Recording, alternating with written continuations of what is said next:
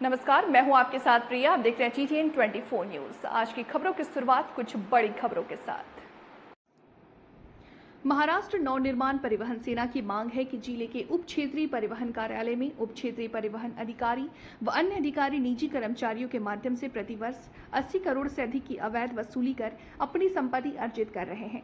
स्थानीय press club में आयोजित एक संवाददाता सम्मेलन में ट्रांसपोर्ट सेना जिला अध्यक्ष महेश वाशलकार और मनसे जिला अध्यक्ष राजू कुकड़े ने आरोप लगाया।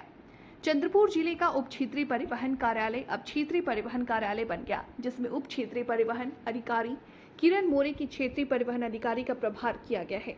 दूसरी ओर सहायक परिवहन अधिकारी आनंद मेश्राम को उप क्षेत्रीय परिवहन अधिकारी का प्रभार दिया गया। यहाँ इनकी जिला बदल नहीं होना नई सवाल खड़ा कर रहा।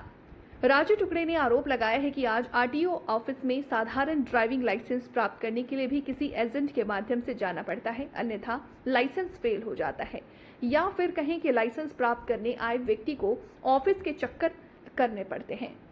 राजू कुकड़े ने बताया कि इस कार्यालय में वाहन मालिकों पे भारी मात्रा में अवैध वसूली की जाती है। इस वसूली के लिए उपयुक्त अनावेदकों से क्षेत्रीय परिवहन कार्यालय चंद्रपुर अरुण टोंगे, रवि निवालकर, निजी व्यक्ति देवा गोगले, मनोज, पंकज, अतुल और अवैध कार्यालय कार्य और बिना वसूली के एजेंट के रूप में नियुक्त किया गया है।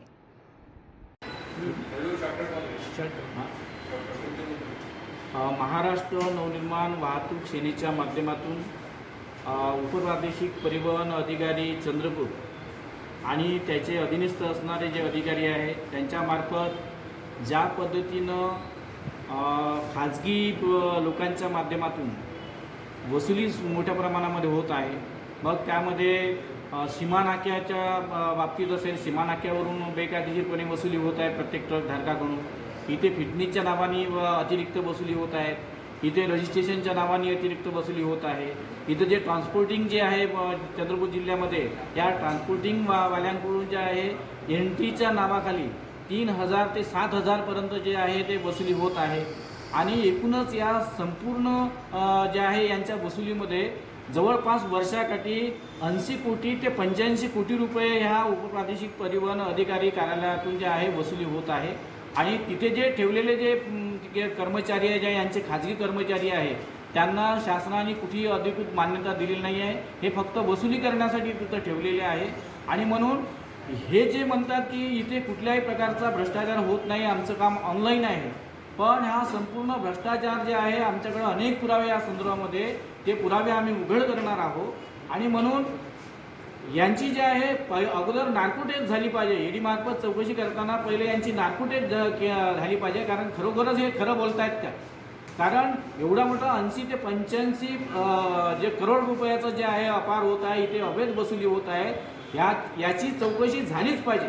कारण हा सर्वसामान्य माणसाचा पैसा आहे। सर्वसामान्य माणसाची गाडी जेव्हा ट्रॅकवर राहते तेव्हा त्यांच्याकडून जे आहे बेकायदेशीरपणे वसुली केल्या जाते आणि धनदांडग्याला जे आहे तिथं प्रोटेक्शन दिलं जाते। अशा प्रकारची जी मानसिकता या उपप्रादेशिक परिवहन अधिकाऱ्याची बनलेली आहे, त्याच्यावर ज्या ईडी मार्फत कारवाई झालीच पाहिजे, त्यांच्यावर गुन्हे दाखल झाले पाहिजे, त्यांना अटक झाली पाहिजे।